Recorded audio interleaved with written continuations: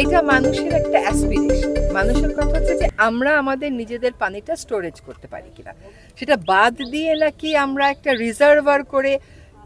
আমার ধারণা রিজার্ভারের ব্যাপারে অনেক আলোচনা হয়েছে, কারণ আমরা শুষ্ক মৌসুমে পানি পাই না। তো রিজার্ভারের ব্যাপারে অনেক আলোচনা হয়েছে, কিন্তু কোনো চূড়ান্ত সিদ্ধান্ত এখনো গৃহীত হয়নি।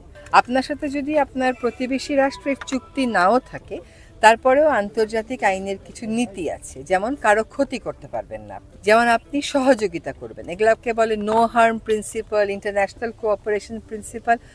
আর ভারতের সাথে আমাদের তো কিছু নদী নিয়ে চুক্তি আছেই। সে প্রেক্ষিতে আমার উত্তর হবে যে হ্যাঁ, উজানের দেশের উপরে যারা উজানের দেশ, তাদের ভাটির দেশকে জানানোর কথা, যখন এরকম অস্বাভাবিক বৃষ্টিপাত হয় বা পানি ছেড়ে দেওয়ার দরকার হয়, আগে একটু জানিয়ে দিতে হয়। তাহলে একটু প্রস্তুতিটা রাখা যায়, অন্তত মানুষজনগুলোকে সরিয়ে নেওয়া যায়। আপনারা দেখেছেন যে গতকাল আমাদের প্রধান উপদেষ্টা মহোদয় ভারতের হাই কমিশনের সাথে মিটিংয়ে বসেছিলেন, সেখানেও এই বিষয়টা উত্থাপিত হয়েছে। আমরাও সিদ্ধান্ত নিয়েছি যে আমাদের পররাষ্ট্র মন্ত্রণালয়ের মাধ্যমে এইরকম অবস্থা ভবিষ্যতে যাতে আর না হয়, বাংলাদেশের মানুষের যেন অভিন্ন নদীকেন্দ্রিক এইরকম মনুষ্য সৃষ্ট সমস্যা নয়। প্রাকৃতিক যেটা, সেটা তো আর কারোর হাত নেই, কিন্তু আমরা যদি একটু আগে থেকে জানতে পারতাম, তাহলে আমাদের প্রস্তুতিটা একটু রাখতে পারতাম।